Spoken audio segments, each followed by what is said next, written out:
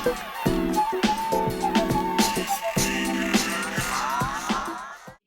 Mr. Igal Una, who is the Director General of Israel's National Cyber Directorate.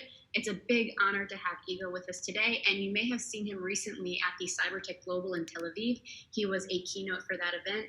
We're very excited to have Igal sharing with us some of the things that his directorate and some of the steps that they are taking in order to prepare us better for the cyber crisis amongst the pandemic crisis. Igal, please take it away.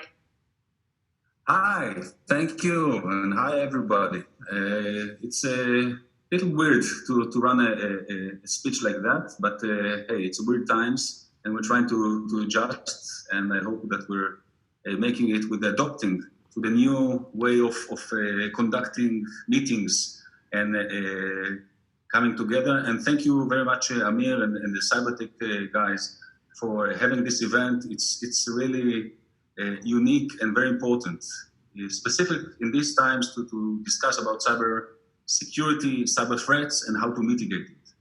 What I try to describe in the coming minutes is how Israel, led by the Israeli National Cyber Directorate, is handling the current situation in the world, and Israel specific, from the cybersecurity perspectives. And I must begin with saying that we always talk about the cybersecurity as kind of epidemic. And I have even slides to show that. But before that, hey, this is how we see today's cybersecurity. It's never a dull moment for our guys, for the cybersecurity, government, private sector, public sector. Everyone is busy with their hands full of work, so no isolation, no relaxing at home or going to think about the future. We are in the middle of a battle, and the battlefield is mixed with many elements, as I'm going to talk about. So when I usually talked about the cybersecurity in past months, even less than a year ago, I described the analogy of cybersecurity as epidemic. Back then, it was, I think, June or July last year, we used the measles epidemic, or pandemic even, to describe the analogy of how cyber epidemics deal with the biological one. Unfortunately, foreseen the future, and now we are handling both the biological and the cyber epidemics, but the need for a vaccine is still there. And we meet all kinds of threats coming from this situation. Talking about the threats and cybersecurity, we must always begin with focusing on the main threats. So we see that the RDP use is up by 41%. Enterprises use VPN up by 33%, and it goes even in higher numbers. Everyone needs to keep on working, connecting from home, connecting from other facilities. Even the INCD is now spread to 5 different facilities, and we need to work also from home whenever it's possible. And it's not only for us. You see the showdown reports show the exposure, the VPN exposure going rapidly up. And we see immediately, like in the biology world, we see immediately the microbes, the viruses following this phenomena very quickly, even faster than the cure. So we see some of the checkpoint, Kaspersky and others showing how the registration of new Zoom domains, fake Zoom domains are rising up. We see in checkpoint research how malicious discussions rising up and meeting the level of the global trend, the authentic discussions. We see the corona-related attacks, the percentage out of the overall percentage, and it's tremendous. And I feel that we're going to see even more as we read that many students, high school students, and even elementary school students now out of school in these days. So they're bored, they have a lot of leisure time, and they use it, unfortunately, some of them, but in growing portions, to hack or to try to hack, and they cause small damage, but with a mass, with a high volume, that brings it to a real problem. We even published our own, you see examples of our own reports of how the corona situation or the corona crisis is exploited and abused by malicious actors, again, from countries, the usual suspects, from the cybercrime, from the state actors, rogue states, and of course with more hacktivists or hackers or board students, all of the above. So when the INCD first met with this crisis, we still have, let's say, our day job. We still need to protect the critical infrastructures. We still need to do everything that we've done very hectic before the crisis hit Israel. We had the third elections round just in the beginning of March, which seems as the longest month ever.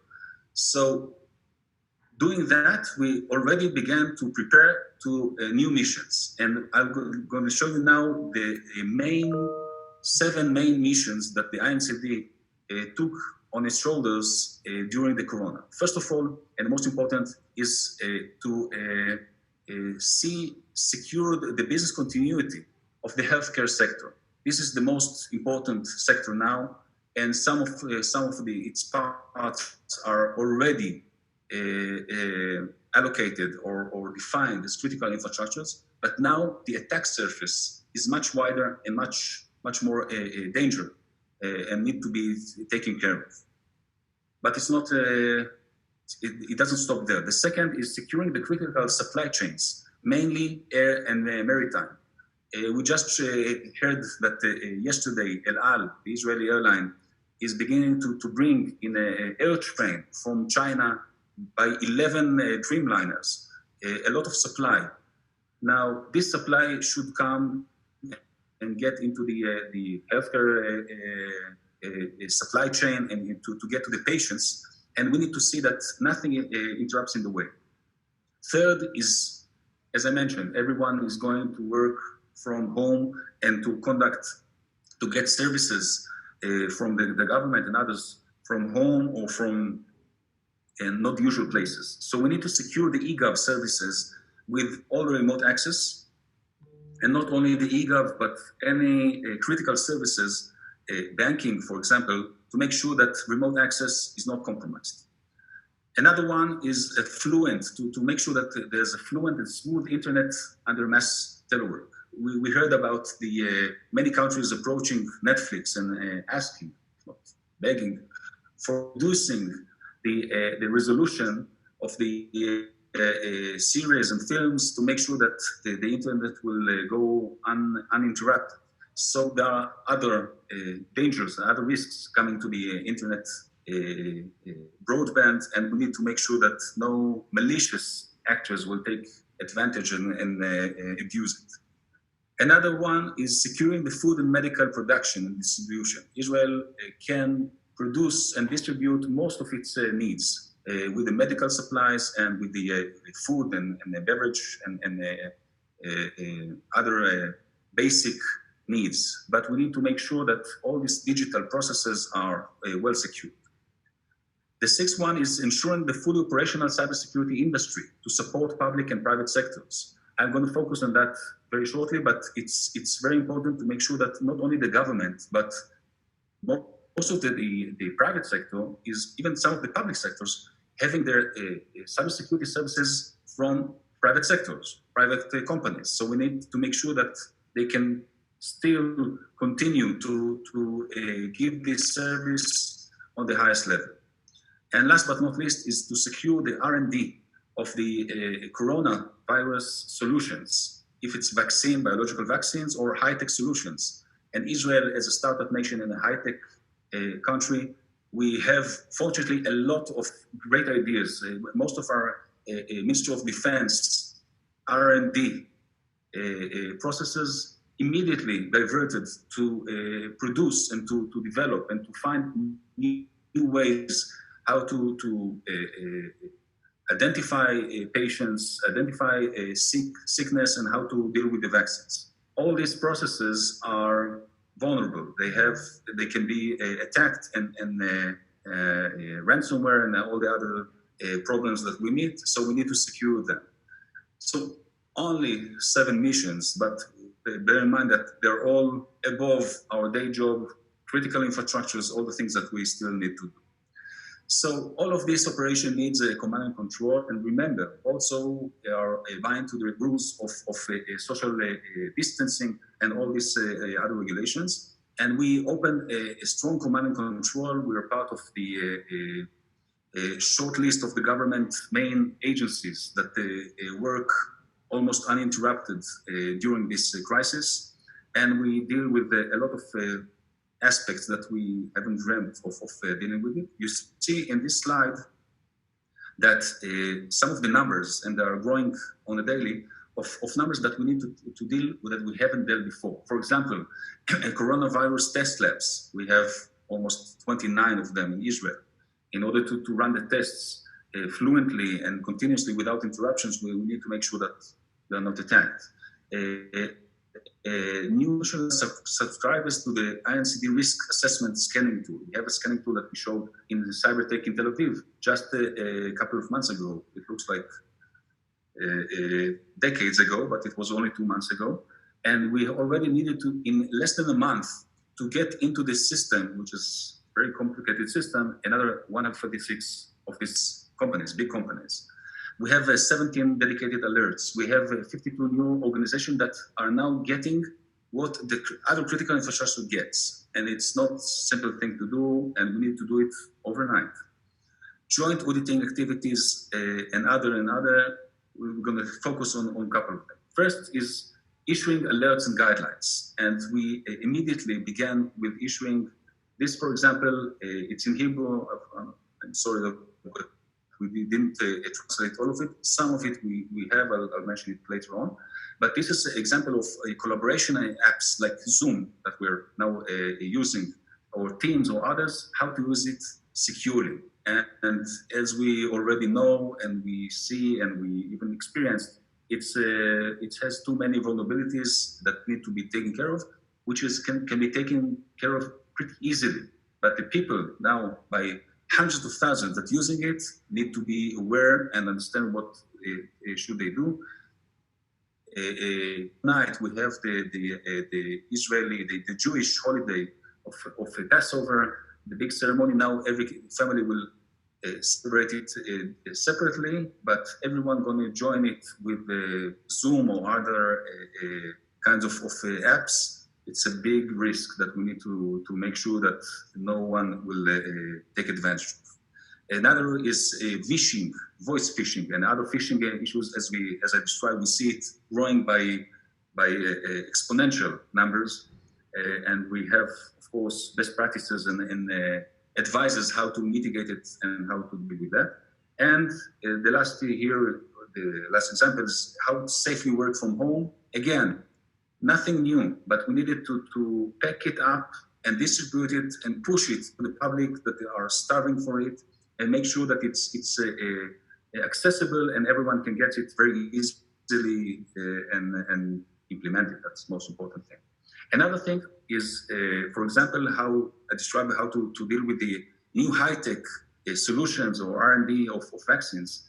This is example of the Israeli application, the official application that calls the Hamagen, the shield, that helps everyone to see if they crossed the way with a patient or with a sick coronavirus person, and to alert that you crossed the way with this guy, so you need to isolate yourself, you need to check for symptoms and so on.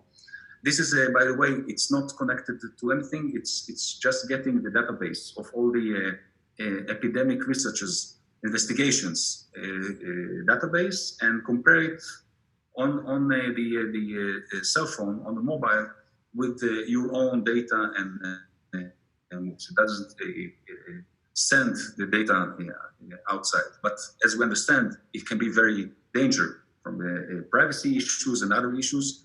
So we engage in the early stages of the design and building of this application.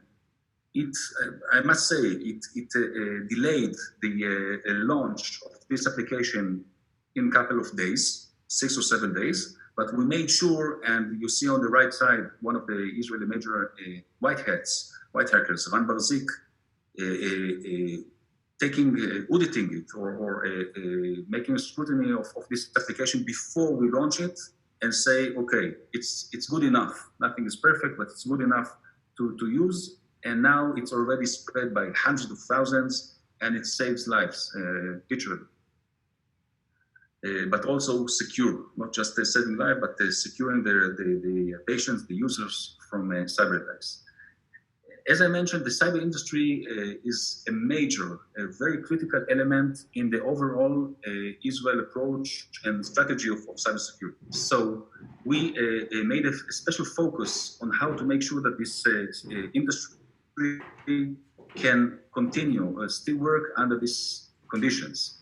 So on the first night that the government began to issue emergency orders of how the Israeli space, how Israel should work, we inserted the cyber industry, as you can see here, as part of the exemptions, as part of the those who can still and should, by the way, still work and still be operational during this restraints and this isolation, all the other needs of social distancing and others. So we made sure that all cyber defense, by the way, not only all cyber, but all cyber defense and information security are part of it. And we're still seeing a lot of companies that approach us and ask us for guidance, and we help them on a daily basis.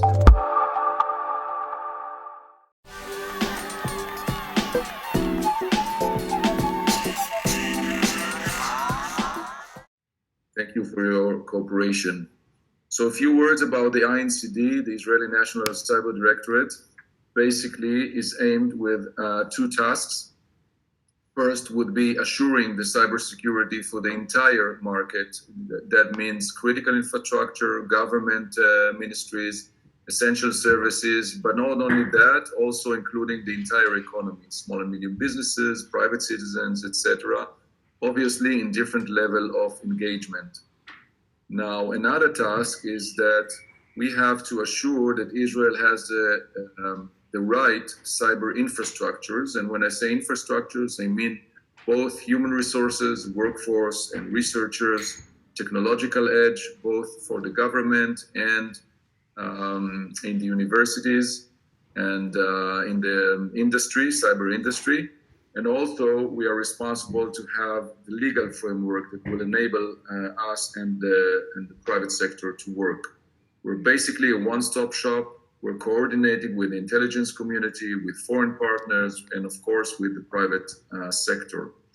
Just to give you an idea of where we are situated right now, we have about a little bit over 9,000 people infected with corona. 153 are in the emergency room in the intensive care unit, and we have unfortunately 60 people that have died because of the corona. We have severe travel restrictions, and we're going for the holiday quarantine. We have the Passover, and in Europe, of course, Passover and Easter will be celebrated soon. There is a big diversion of efforts towards corona-related solutions. Factories are starting to manufacture, it could be respiratory apparatuses and application developed for that purpose. And if we look at the cyber map, what happened during COVID, there is obviously a huge increase in the attack surface because of increase in teleworking. There is a big increase in public interest in anything that has to do with corona. And obviously the rivals are abusing the weak spots. There is a big need in the whole of government for remote coordination, both intergovernment, but also with the private sector. There are new essential services that we have identified, services that are now currently dealing that haven't been identified as essential or as critical, but are now very important for the fight against corona. So we have to map, scan, and also make sure that those enterprises are secure. We also have new sensitive applications that we need to make sure that they are cyber secured. And another thing that we did here in Israel is that Cyber Directorate has been declared as an essential service, but not only the Cyber Directorate, also the cyber industry and the private sector doing or giving cyber services, so that they will be able to continue working even when there are travel restrictions. I would now like to pass the floor to Itai to talk about remote work challenges. Itai, the floor is yours. Thank you, Yossi. I will open my camera so you can see me. Hi, everyone. My name is Itai. I'm leading the technology part and threat intelligence for the Israeli CERT.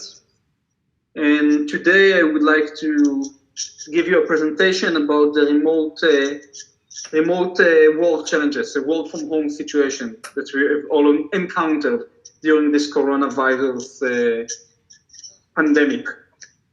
I know that a lot of water passed under the bridge since the beginning of this pandemic, and everyone is talking about work from home.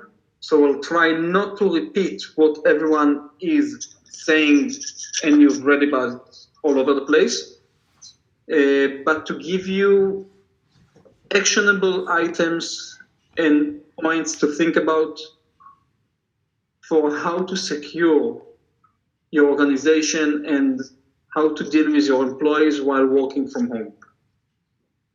Yossi, are you presenting or am I? Sorry, no, you are. Okay, so just a second.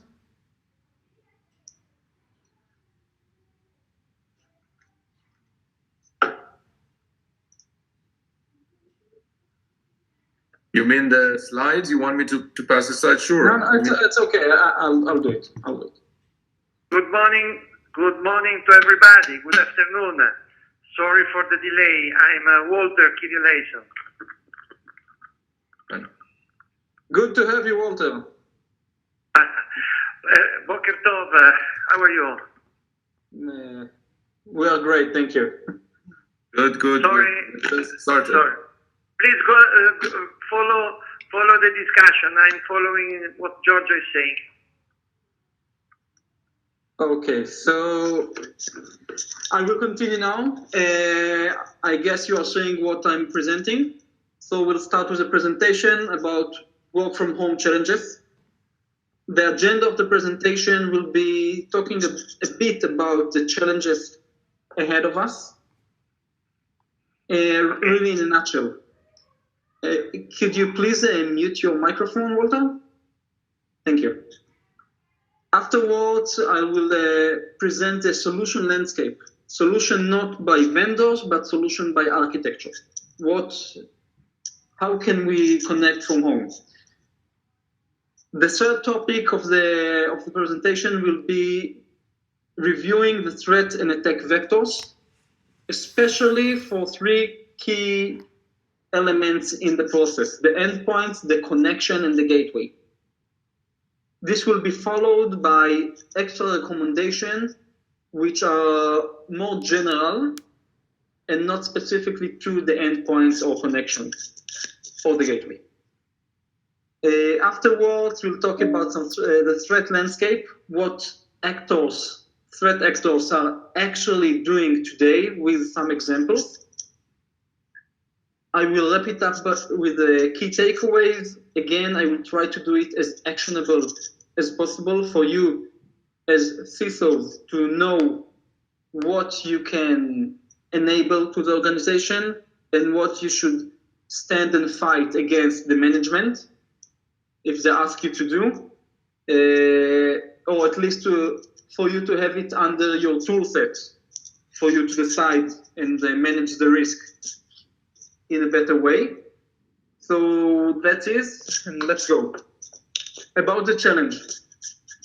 First of all, it happened overnight. No one expected it. No one foreseen it and said we are about to have an epidemic. Let's prepare and have an annual plan for next year. It happened overnight, and we found ourselves, everyone, in the same boat, same situation. We cannot work from the office. We need to work from home. And as it came, it will also disappear. I mean, it came overnight. It was not a permanent situation. It will also disappear in a month, 2, 3, 4, I don't know when, but it will go away eventually. It's a temporary situation.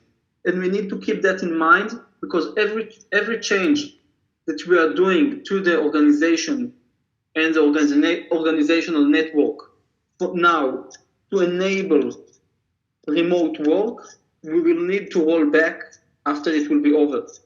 So keep that in mind. I will elaborate it on later, but keep that in mind that you need to roll back at the end, and it has a lot of things that need to be prepared and backed up for.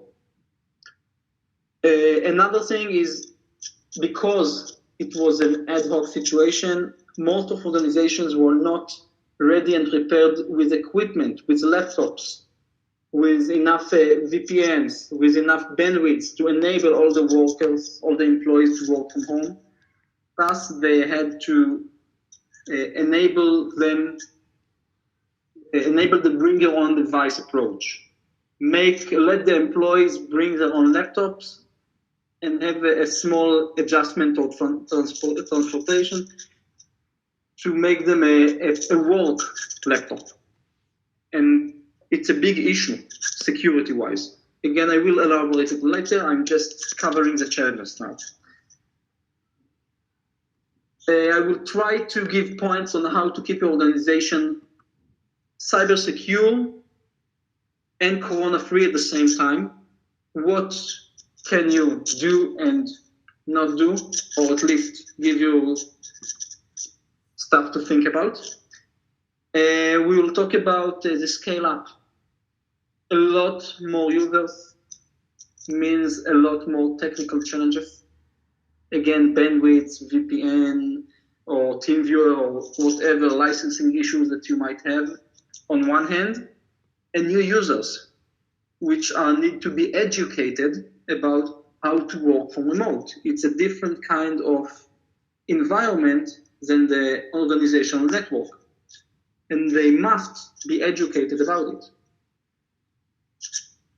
And maybe to answer some acute dilemmas that you have about how to act from today for tomorrow. So let's see the solution landscape. I try to simplify it as much as I can into 3 main criteria. The first one, at the top left corner, is the offline. It's a solution. I don't believe that any of you will implement it. Offline means that you will save all the necessary file to the employee desktop, have him work offline, and synchronize it every once in a while to the organizational network. It's an option, so I put it there. I don't believe anyone will do it. At the top right corner, we'll have the indirect access. Indirect access means that the employee will not reach the organizational network directly. It will serve, it will work, he will work with if it's mail, an OWASP server, if it's the networking itself, a VDI or a Citrix or any virtual environment or any proxy that you give him to reach and not directly the endpoint, or maybe you will let him just to read files. So that's indirect access. This presentation is not about indirect access. If you already have products that support indirect access, good for you. I'm here to talk about direct access.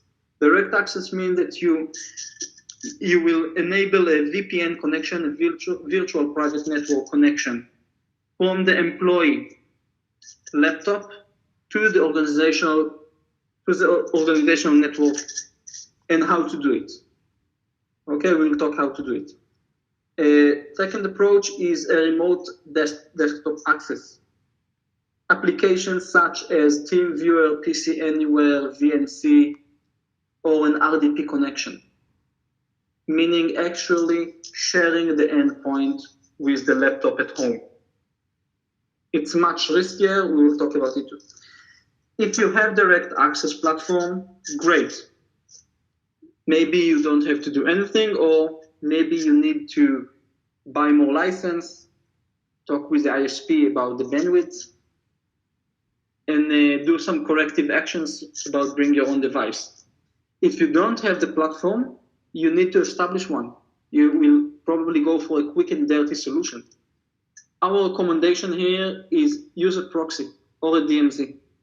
Don't let them connect directly to the endpoint, but to a proxy in the middle. I would even go and say break the protocol. For example, if you implemented a VPN overnight, don't let the VPN reach the endpoint, but let it reach a proxy server. And then instead of working over SSL, break it and from the proxy server go to the endpoint using an RDP. It will make the attacker life much harder. So that's basically about the solution landscape. This slide is talking about the equation of security versus usability. You probably want to be at the green rectangle, which means good usability and low risk, and you need to manage your risk and how to do that. What do you enable? What do you don't? What you don't? What connection will you open? What sessions are you okay with? So everybody need to go through this matrix and ask itself, how can I reach the green rectangle? I will now go and review some threats and attack vectors. We will start with the endpoints. The main threats about the endpoint actually is piggybacking malware, which means that the employee laptop might have a malware in it, maybe because it served into some fishy website or use it to its own needs and not work needs.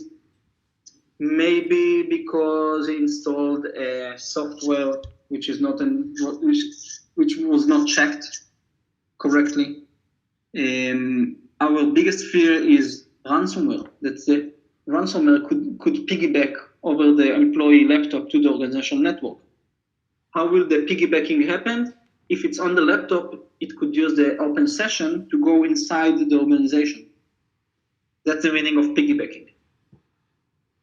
Data leakage is also a threat, but it's not as acute as ransomware and malwares and ransomware especially. It will not stop the business continuity.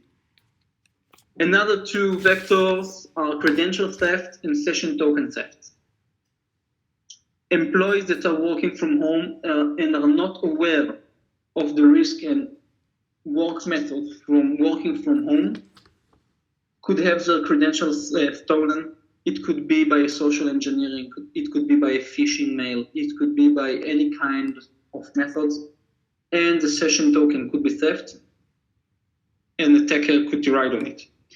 So our recommendations, first and foremost, basic cyber hygiene. If the employee is using an organizational equipment, a laptop, you can force the policy over the laptop. You can have your own antivirus, which is updated and scanning daily. You can have your operation system updated with all the patches. Maybe even implement an EDR.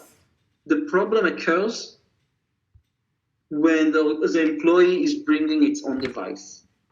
How can you force the organizational policy on a private laptop? The answer is basically you can't.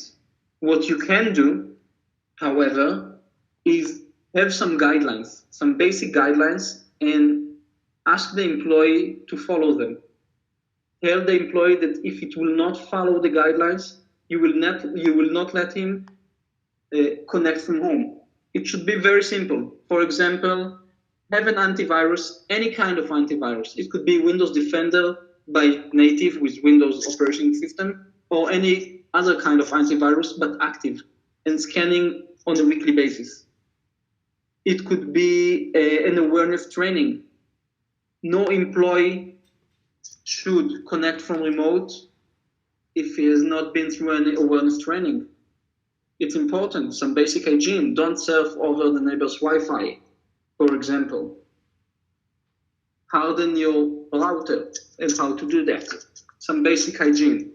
You can ask that from the employees. It's very, very, very important. I try to highlight in bold what I think is important what is most important out of all the recommendations. So another thing is preventing simultaneous access to internet and organizational network. Again, you don't know where the employee is surfing into. You most certainly don't want the employee to surf into some fishy website at the time he is working. If something malicious will go in the computer, it could directly go into the organizational network using the open session, piggybacking malware again. So split tunneling, that's the phrase for it. You don't want to do that. Another big issue is multi-factor authentication. Force your employee to have a multi-factor authentication login to the network. If you have such methods, great. If you need to implement such a method right now, it's not that complicated. You can use any one of the big vendors' OTP smartphone software, such as Google Authenticator or Microsoft or any other big one.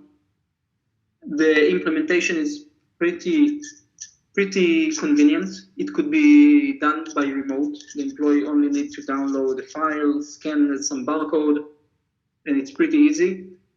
And it makes the attacker life a lot harder. Even according to Microsoft's recent publication, more than 99% of the attacks could be stopped by activating a multi-factor authentication.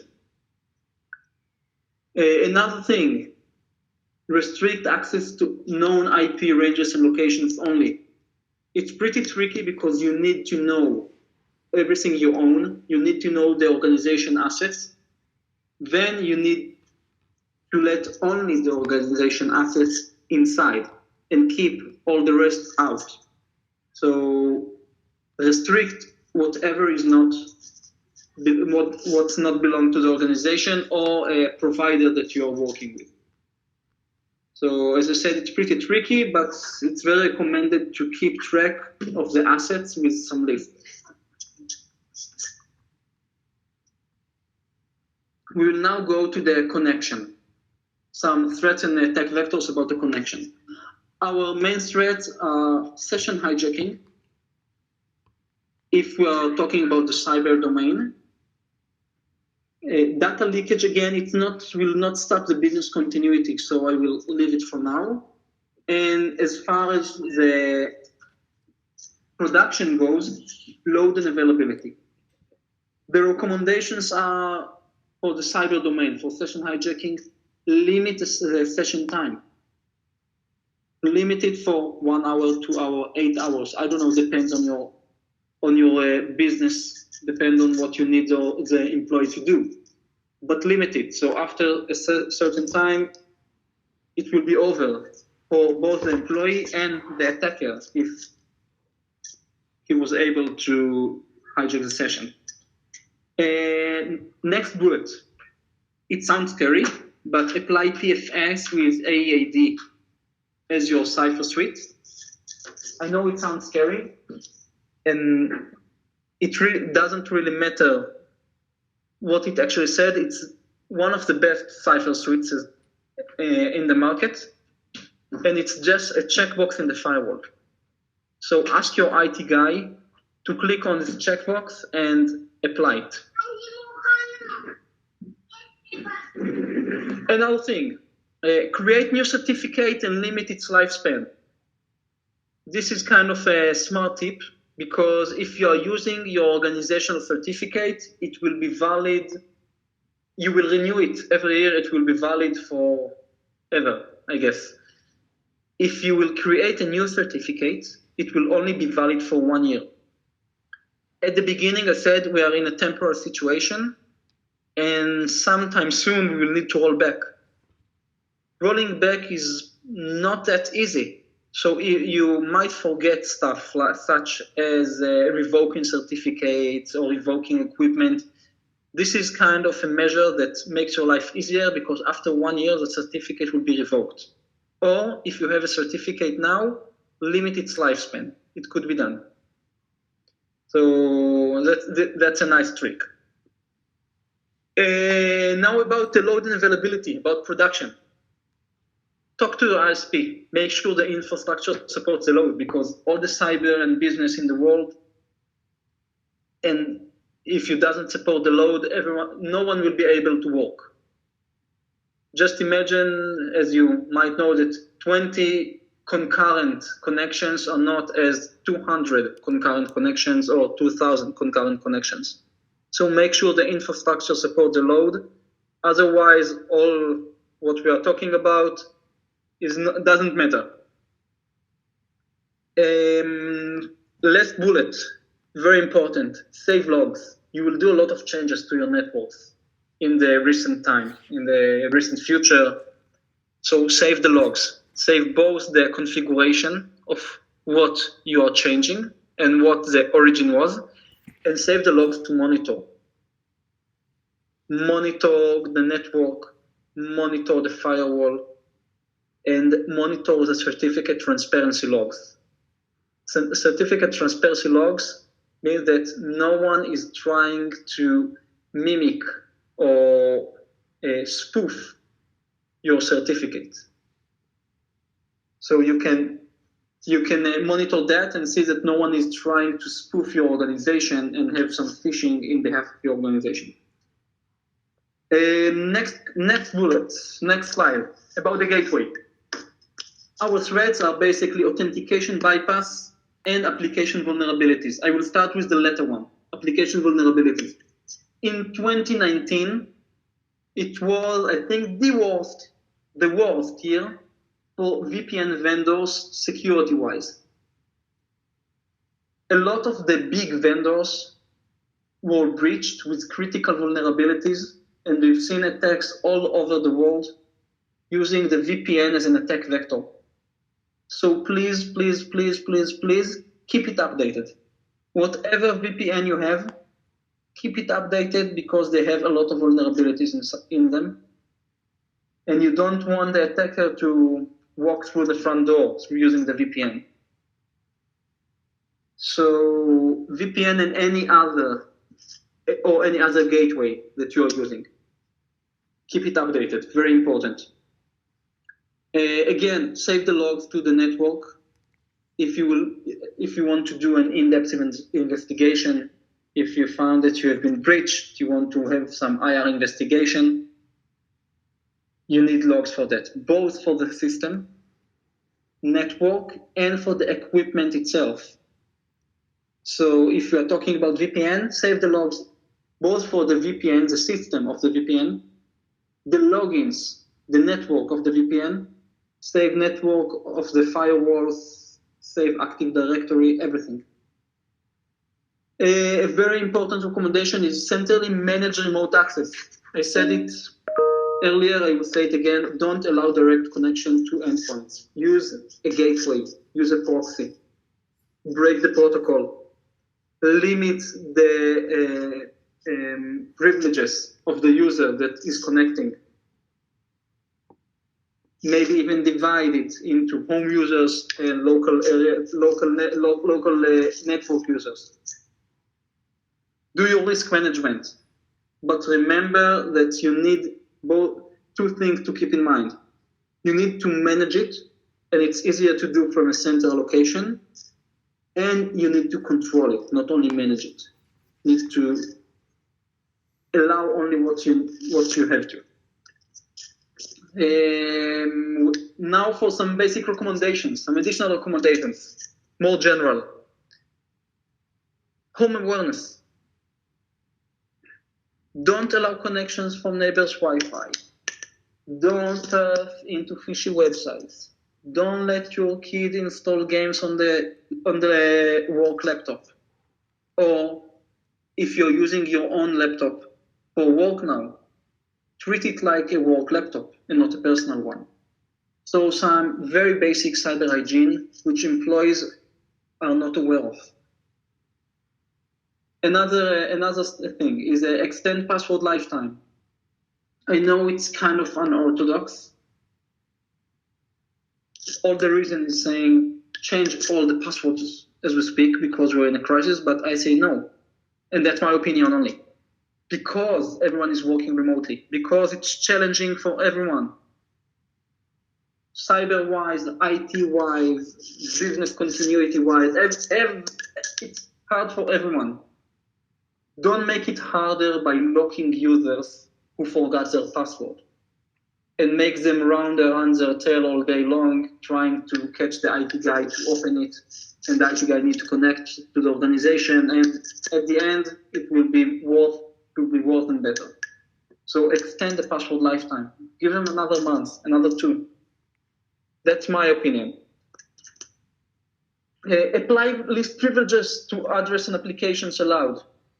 Again, you need to know your business. You need to know your business and you need to know your assets. Then you need to map it and decide what is important, what is not, for each and every user. And give only the privileges that the user needs to have. I will skip to the almost last bullet, monitor critical accounts. After you have limited your privileges for users and for applications, you need to monitor these accounts. Service users, service accounts, admin users, everyone. You need to monitor and see if anything has changed. It's a very good sign of a breach. Next bullet, use existing method for file upload or download. In other words, don't do anything. Don't try to implement now and install a new sandbox, a CDR system, a mail gateway, or any other file sanitation method that you want to upload or download file from in such a way. If you have a sandbox, keep using it. Limit the users to only upload and download using the sandbox. But don't try to implement their very complicated systems. Don't try to implement them now, especially not that everyone is working from remote, but make the users, make the employees use what the organization already have and working. And don't open a direct access to upload and download files. In that matter, I will go to the bullet of mail forwarding to online services. If you don't have a mail gateway or any kind of mail sanitation method, you can forward your mail to online services such as Gmail or Office 365 or any other method, and have your mails checked over there, detonate your files in the mails attachment, detonate in the cloud. It will keep your organization much secure. If you have such a solution already, great. If you don't have a good mail solution, the quick and dirty solution is just forward it to online services. I will put a remark here. Please be sure that the data in the mail you receive can be forwarded to the cloud. And this is relate with the bullet we'll talk about now. If using a third-party cloud solution, be aware where the data sits. If you use a third-party cloud solution for mail or for storage or any other SaaS, security as a service solution, it's great. It could be great. If you trust your vendor, excellent. If your data is okay with being in the cloud, great. It could be a good solution. If you don't trust your vendor, or that your data is sensitive and you need to keep it on premise, be aware where the data sits. Be aware you configure it right. Be aware about the privacy licensing of these products, that they are not listening to the data. Be aware where the data is. Very important nowadays. Another very important issue. Every system needs an IT guy. At the end, systems are great as long as they are running. If you have a breakdown or an error and you don't have an IT guy on premise to fix it or available from remote to fix it, you're in a very, very, very big problem. So insist on it. Every IT that you have, map all the technical solutions that you need to have for business continuity in a work from home situation, and insist on the IT guys to support it. Backup. I told it once, I will say it again. Backup. It's a temporal situation. Backup all configurations and all the systems because you will roll back in the near future. Maybe not everything will need to roll back. Maybe we'll change our method of operation of how the business works. But I guess the vast majority of what the organization is doing will need to be as it was before the corona outbreak. So backup, both configurations and systems. About the threat landscape.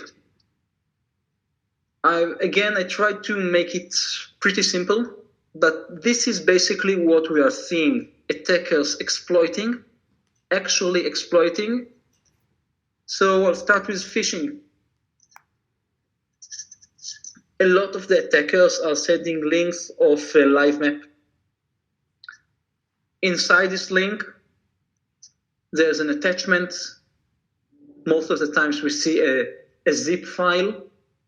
Inside the zip, if you open it, there's a DLL that activates a malware, but a link to a live map. So as part of the awareness training that your employees must have is only clicking on official links, only the official live map, only official documents, only official things. Don't be tempted to open office documents about COVID-19, the situation in the US, the situation over there. Don't be tempted.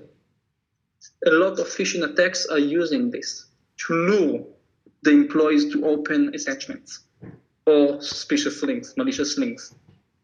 A lot of mails about the corona, such as the buy masks for cheap, or we have a quick test you can run. We even saw corona surveys.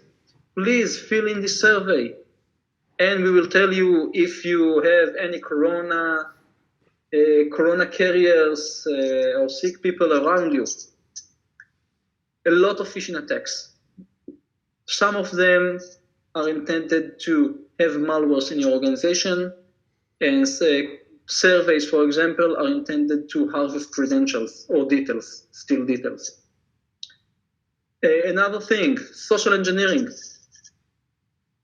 We saw several phishing attacks. Phishing is voice phishing. That's IT guys, IT employees received calls by IT of their organizations asking them to give them their credentials for the VPN because the IT want to check if it works or not.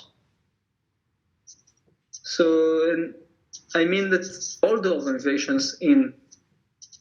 employees in the organization received phone calls from allegedly the IT department asking for credentials. So be aware of phishing. Have your employees aware of such attempts. Don't give credentials over the phone. BEC, business email compromise. Attackers are trying to steal money. to impose as a CEO or CFO of companies and have transactions made by forging emails between two organizations and directing money to their own bank account. We're seeing a big rise in BEC, business email compromise attempts. So for the CFOs and CEOs of your organizations, give them this knowledge, this data. In this time, please be suspicious of any transactions and look at it once, twice, and even a third time. Remote access. All this presentation is about work from home, so remote access. VPN credentials. A lot of the organizations didn't have VPN implemented. So what they did is a quick and dirty solution. When you do a quick and dirty solution, you use local accounts and not the users of the network. So the Active Directory users. And when you use the local accounts, usually the user picks a weak password. So in the wild, we've seen a lot of VPN credentials harvesting attempts using brute force, trying to guess the known passwords for VPN users, which were local accounts. Another thing is home routers attacks. A very, very, very, very important issue is the home routers. Employees are unaware. I guess that almost none of them have hardened its home router, and attackers are exploiting it. They are attacking the home router, and then they can do one of two things. First is redirecting the DNS. So when the employee will try to surf the internet, he will be redirected to a malicious website. That's one thing. Second is mimicking a landing page of a VPN. So secure your home routers. Again, awareness for the employees. It's their own, you can do it. You can't do it. It's the employees, it's up to the employees to do it. Last thing is VC's invitations or remote access tools such as PC Anywhere and TeamViewer invitations for VCs for Zoom meetings, Zoom crashing, Zoom bombing, all this kind. Please make sure that you don't publish your VCs in the open, in the public, but only using a link directed to the one you want to connect. Have your employees not to click on any invitations that is of a direct access by a rat, such as a TeamViewer or PC Anywhere or any kind of these invitations. Again, awareness for the employees. The key takeaways that I want you to take from here is risk management. At the end, it's up to you to manage the risk and decide what you enable the organization and what you don't. And what's important here is the organization needs to work, but not at any cost. So please, do everything that's required for the organization to work, but do it securely.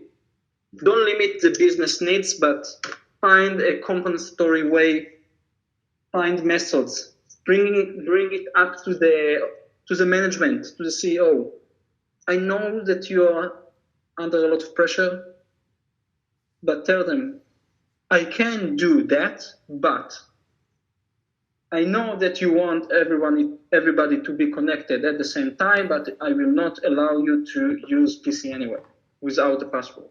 I will not let employees connect to the organization without having an awareness training. Awareness training is a must. So do everything, but insist on what matters.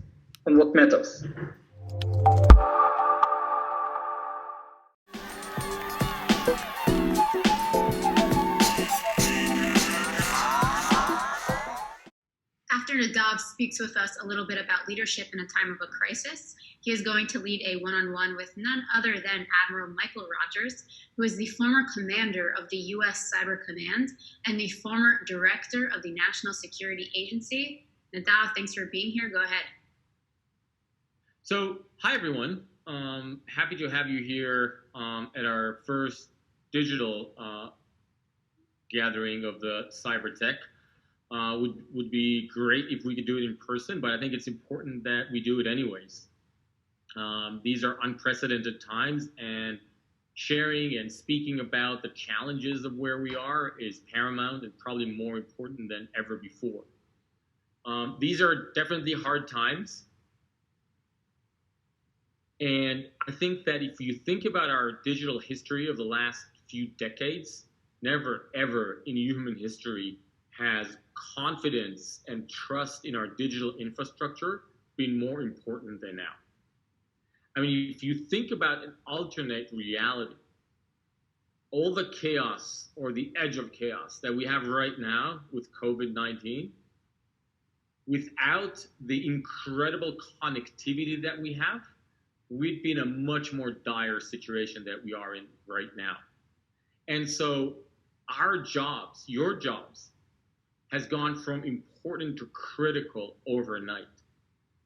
The fact that we have 99% of the workforce at home continuing to do not everything, but many of the things that they would have been able to do in their office, face-to-face, physically, is what's keeping the world moving.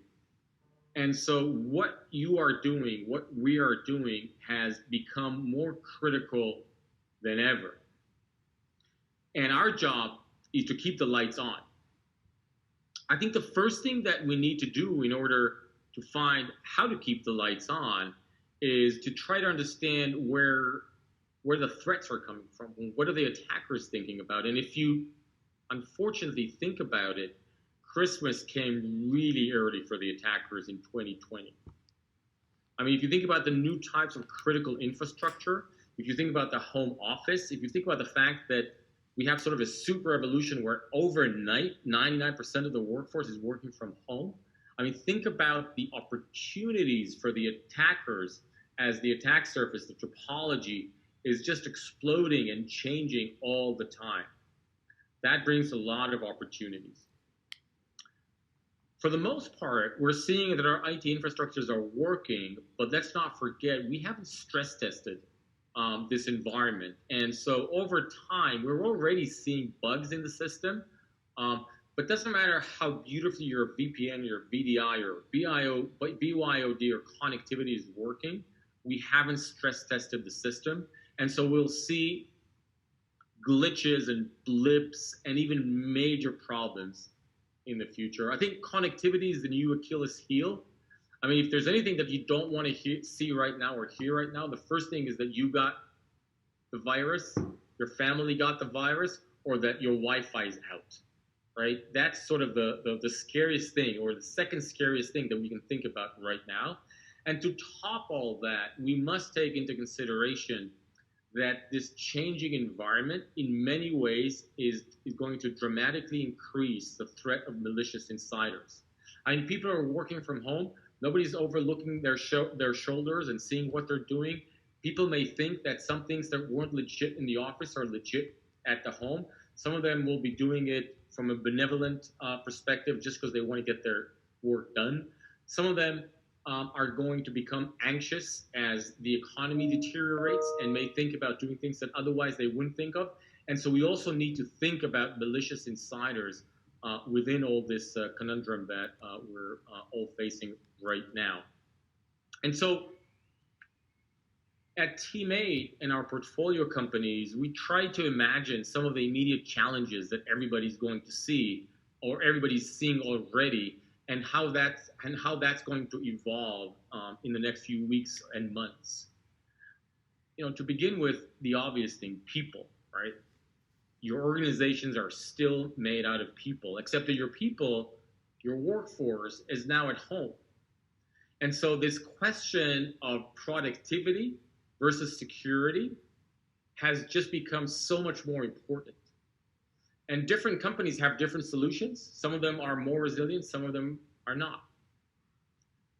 The other thing that I imagine, or we imagine, you guys are all thinking about is what happened in this digital fog of war if we have a breach, if we have an incident, and we need to respond. What does IR look like in these crazy times?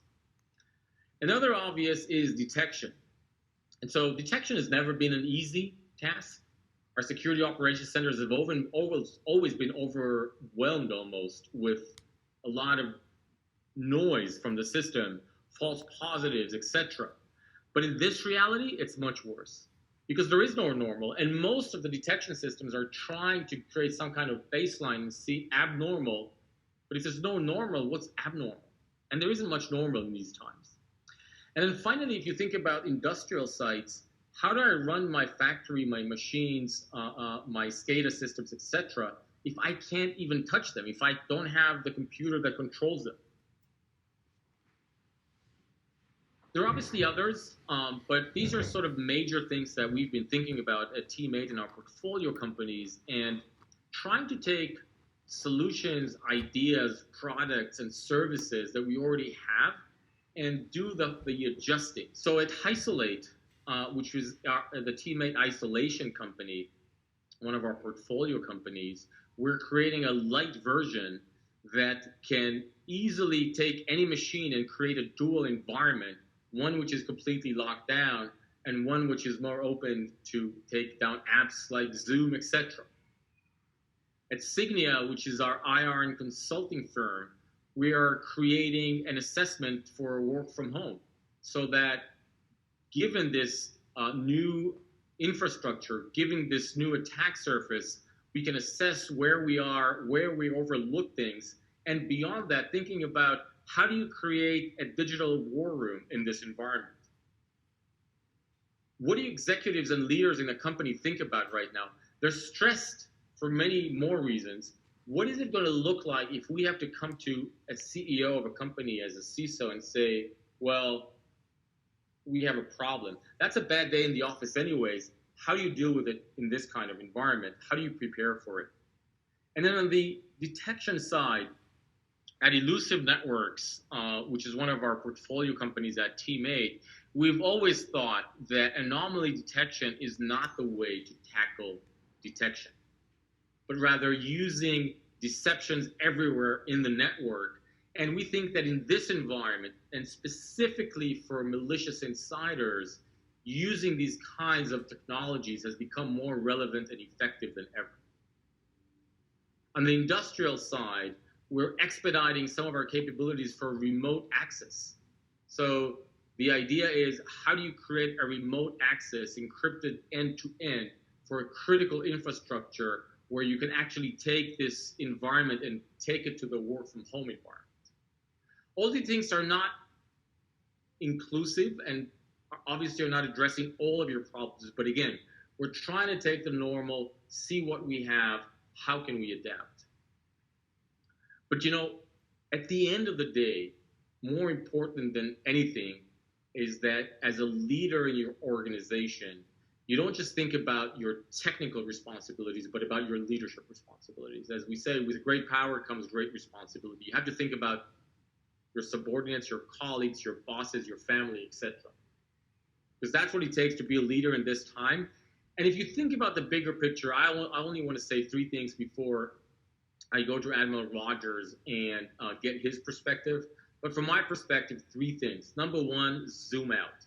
I know that you're under a lot of stress, but every once in a while, you just need to see the big picture. If you're just with your head in the trenches all the time, you'll miss the big picture. And the big picture may be something technical. It may be one of your, one of your execs that's under a great pressure, and that's where you need to be focusing your time right now. Or it may be thinking about the day after. Another thing that you need to think about is new terminologies and frameworks. Your priorities, your terminology, and your frameworks are not necessarily relevant for this time. So if you're just doing everything the same, just from home, please zoom out and rethink about that. And finally, you need to be at your optimal functioning.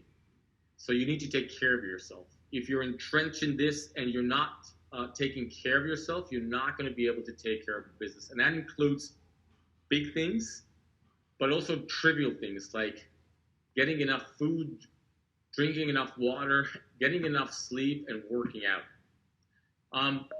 So that's what I have for you today. And with that, I want to invite my friend and colleague, Admiral Rogers, and ask him a couple of questions. So, Admiral Rogers, welcome on board. Nadav, great to talk to you and everybody listening. I hope you're all healthy and working well as we try to work our way through this, quite frankly, none of us have ever had to deal with before. Yep. So, Mike, first question. You've gone through a few crises in your lifetime. If you had to give one leadership advice, what's the most important piece that would be in this time of crisis? Well, I don't know that there's only one thing. If I had to pick one thing, I always said to myself, project the kind of image you want the workforce to then use themselves, the way you interact with people, the things you prioritize on. I always thought to myself, how can I send the right message in every interaction I have with the team? Make sure we're all on the same sheet of music. We all understand, as we used to say in our previous lives, what commander's intent is. So what's the vision? What are we trying to achieve? And what's my expectation as a leader, and how both myself as well as the team, how are we going to achieve that? Although, I try to remind people, look, there's no one single answer. Last thing I would forget, I would also mention, and it's something you said, please don't just focus on the technology and the hardware. The single greatest resource most teams have is their people. And people need leadership.